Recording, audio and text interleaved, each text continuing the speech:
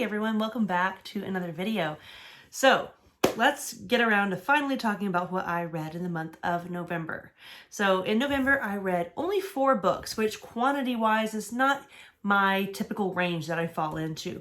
But they were all really long books, and thankfully they were all really good books. I had an excellent reading month. Definitely a quality over quantity type month. I primarily audioed all of these books, but page count wise, they would together come to about 3,200 pages. So still a lot of reading, a lot of hours listening to audiobooks, but only 4 books altogether. So let's get straight into it. So the first thing I read in November was Lonesome Dove. And it is now extremely apparent to me why this is widely considered to be one of the greatest novels ever written. I mean, it won a Pulitzer Prize, and it seems like people who know things about books really, hold this book very high on a pedestal. But also, the everyday reader. I mean, I know lots of people who have read this book and they read like 1 book a year. They're not, readers per se. Like, this book is not just, like for the prestigious literary types. Like, this is an everyday man's book as well. And I think that's kind of interesting and probably somewhat rare that a book can receive accolades and be, revered by people who are bookish people, but also very easily consumable and widely loved by the everyday reader as well. I mean, I was just absolutely enamored by it. This, in my opinion, is one of the best books I've ever read. It's one of the purest 5-star ratings I've ever given. I haven't read a lot of Westerns at all in my life. I used to be, when I was in like middle school, I went through a phase where I was very into watching Western movies, and I've always enjoyed Western movies. But I don't think I've really, other than like Cormac McCarthy and then like The Gunslinger, and I guess we'll call Red Country by Joe Abercrombie kind of a Western. Like, that's pretty much my experience reading Westerns. So I didn't really know what to expect, but I loved it so much. It was just, it is a very character-driven story. So for me, that is such an easy box to check, because it's not just a character-driven story, but it's characters done well. Like, you start out with this cast and crew, and it's a lot of names, it's a lot of faces, and you're like, whoa, PI and all this, and how am I going to keep all these people straight? But it doesn't take long at all before they are very carefully sorted in your mind, and you know exactly who they are, and it doesn't take long at all before you really care about all these guys. So it is a story, to put it quite simply, of a group of cowboys, former rangers, who are going to be driving cattle from southern Texas all the way up to Montana. And it's just their story of everything they go through in that process. It's not super plot driven, I guess, but I didn't miss it at all. I didn't need it at all. And some people could call this slow in some ways, but there was never not something happening. And shortly into the story, they start weaving in some other plot lines from different places on the map, and they just come together beautifully. And what surprised me most about this book was how much I was laughing. So I'm talking every other page. I'm like literally laughing out loud because it was just so damn funny. And I think that comes from the dialogue being so impeccable. I say this almost every video, but there are a few things that are just so important to me when it comes to reading, and it's character work and dialogue. And a lot of times those things go hand in hand, but I can't rate a book high or really enjoy it when I hear people interacting and I'm just like, that is not how people talk to each other.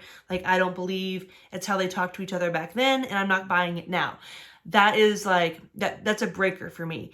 And this not only had all these, a huge cast of really dynamic, human, realistic characters, but the way they interact with each other was just absolutely brilliant to me. I don't know what to tell you. I mean, I cried hard. Like, I sobbed probably 3 times in this book because I was so emotionally involved.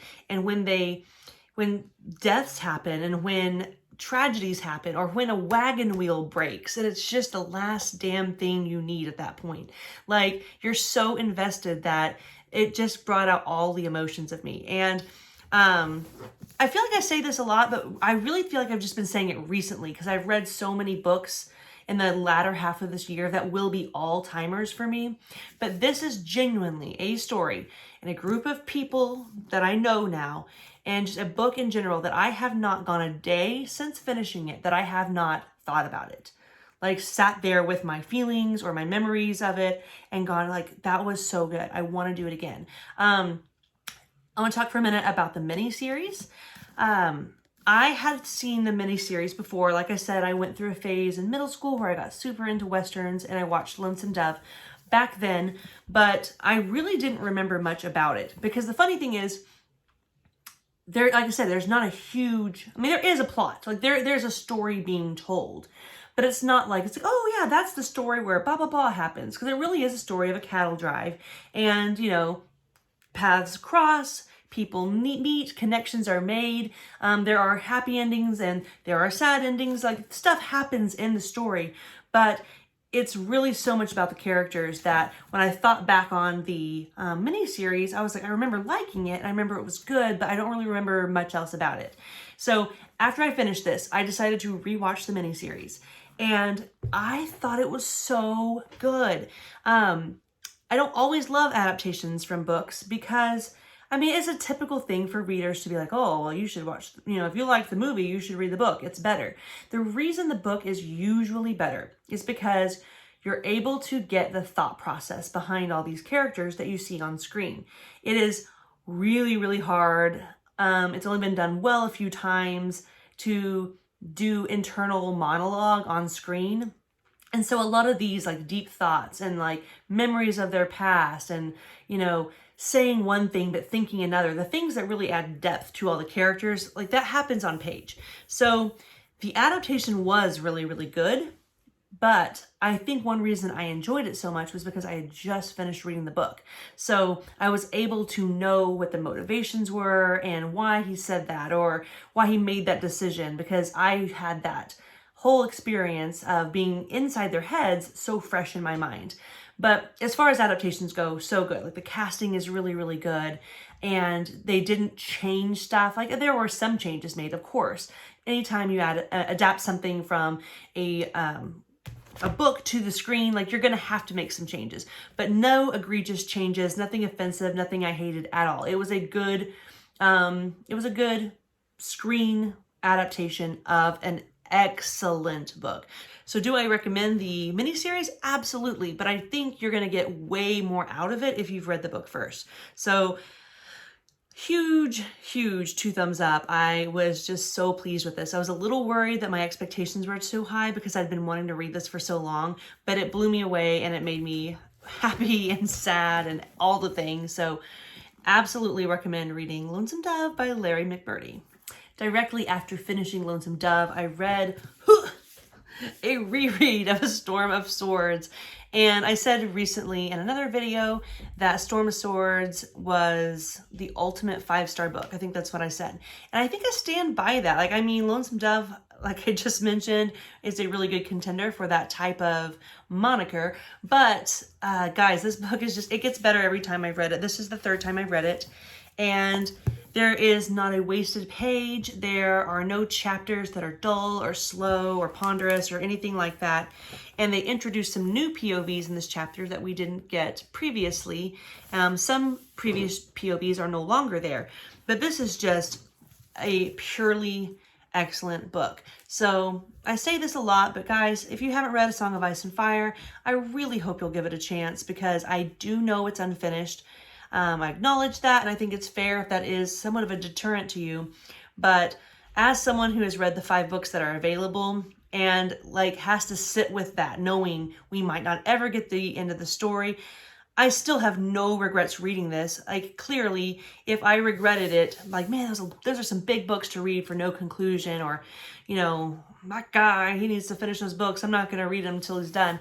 Like, I get it to a point, but honestly, the experience of reading the 5 we have has been so good for me that I'm not going to say I don't care, because I do care, but it's worth it as it is. So please read A Song of Ice and Fire, because it's hard for me to know that like there's people out there that like the same things that I like and appreciate the same kind of storytelling and writing that I like, and the, you know, the characters and the dialogue, everything that I like. There's people out there who have the same taste as me, but they've never read this.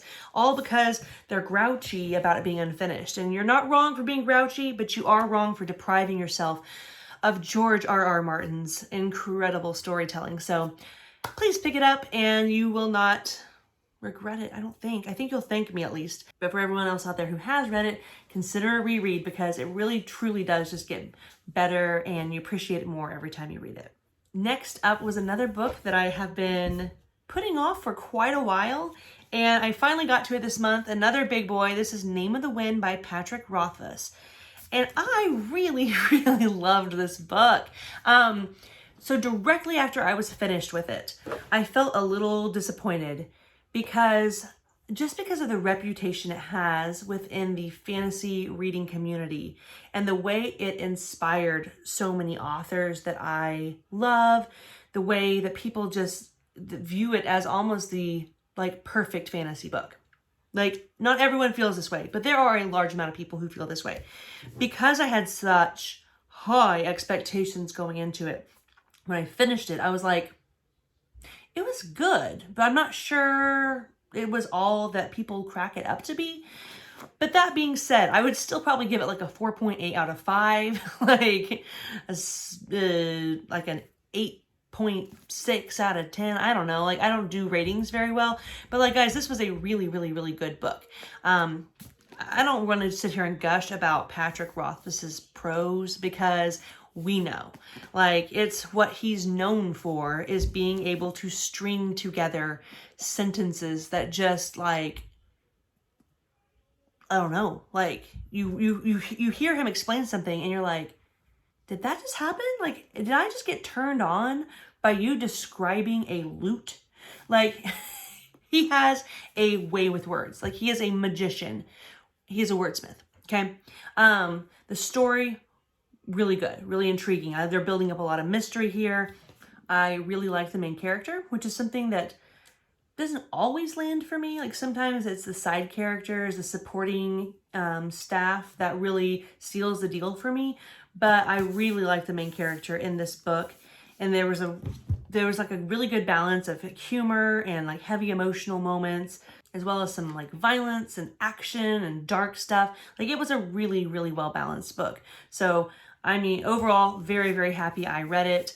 And spoiler alert, I went ahead and started The Wise Man's Fear already. I had it on my December plans, but I had it as if I finish everything else and then I have time, then I'll try to get to The Wise Man's Fear as well. But as the month started rolling, my friend Caitlin and Brent, the two that I read this with, they started it. And so I was like, whoa. We're halfway in together, then I want to finish, I want to read it with them too. So I went ahead and started it, and I'm also really, really enjoying that one. So I'm kind of a mixed bag on it, but the weirdest mixed bag ever, because I really, really liked it. Like I said, maybe even loved it, I think. But I think my expectations were so wonky that I was left almost a little underwhelmed, if that's even a thing. But then when I list the things I like about it, it's pretty much almost everything. So I think it's safe to say that I really, really like Name of the Wind, and I'm just kind of sad that now I'm in the same boat as everybody else. And I'm, after the next couple days and I finish The Wise Man's Fear, I'm also going to be waiting for another fantasy series to finish up. Luckily, I don't have very many of those that are just hanging out there unfinished, but it's frustrating when they're so good because I don't like Kingkiller Chronicles in the same way that I like A Song of Ice and Fire, but it is a shame that they are both left unfinished because they are two really, really brilliant fantasy series. And I just, I hope we get them. But if we don't, I went into both of them understanding you might not get the conclusion to this. Are you okay with that? Are you okay with knowing that what you get might be all you get? And I decided yes on that of A Song of Ice and Fire, and I've never had any regrets reading that. And I don't think I'm going to regret reading this unfinished series either because it's really, really good. So thank you to everyone who encouraged me to read it because I think it's pretty damn excellent. And the last thing I read was Kings of Paradise by Richard Nell. This is something that I've had these 3 books on my shelf for quite a while now. And there's always just been other series going. It's kind of intimidating to start a new series. because nobody wants to be that person who has so many ongoing series and they can't keep up with them all. So I had kind of been putting this one off until I was a little more organized. And I'm going to read the next 2 books later this month, hopefully, if we all have time for them, with Mike and several other people over on his Discord. But this book one was so good. Like, I didn't really know what to expect going into it. I kind of like, when possible, going into series as completely blind as I can. Because as we can see, when I have high expectations of something, sometimes it can affect my enjoyment. And that's something about myself that I know. So I try to enjoy it, and I try to avoid that when I can. So I went into this basically knowing nothing. I heard that it was grimdark, and I heard that a lot of people that have similar tastes of me enjoy it as well. So this was really, really good, you guys. It felt fresh. It felt unique. It was not a standard fantasy setting. And it was a very unique way to tell a story. Like, there's 3 main POVs, and they're all, somewhat unrelated to each other. Some of them more so than others, but like completely unrelated to each other. And like many stories, he does a clever and cool way of tying them all together in the end. One thing that's different about this one is you kind of get the POV of the bad guy, but from his origin. So the defining moment that like makes him snap and is like, you know what? I'm gonna be a bad guy. And I really respect that from an author, giving you inside the head of your antagonist. Like, that's risky and not a lot of people do it, but I think it's gonna work really, really well the way he has this set up. So it's grim, it's dark, it's nasty, it's violent, it's gross and bloody, but never in a way that feels like it's there just for shock. Like, when in those moments hit, you're just like, damn, that was crazy. Not like, oh, come on. Like, nothing to the point where it felt like he was just like writing in blood and guts to be gross or anything like that. Like, just enough of that like dark, edgy, like true kind of grim dark, again, not all perspectives are grimdark, but a lot of that grimdark edge that I like without feeling, over the top or being gross or weird just for the sake of like being shocking. Anyway, the story, the lore, the magic in it is all what I feel like it feels fresh and unique. So I'm really excited to go to the next 2 books because, once again, I only finished this a couple days ago, but I haven't stopped thinking about it. And that's always so telling to me, because there are books that I read and I like them a lot. I enjoyed my time, but once I put them back on the shelf, I don't really think about it much after that. And almost everything I've read, everything I've read this month has been something that has made me think, really, camped out and stayed in my head. And to me, that is just a sign of something that not only is a good story or a good book, but it's a memorable experience. And that's really why we are all here in the end, is to, experience things like these.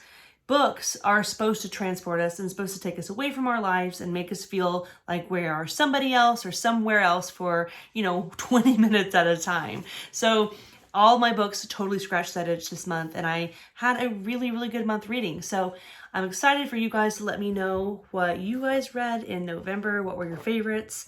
And, have you read any of these? Because I want to talk about them. So thanks for watching, and I'll talk to you guys soon.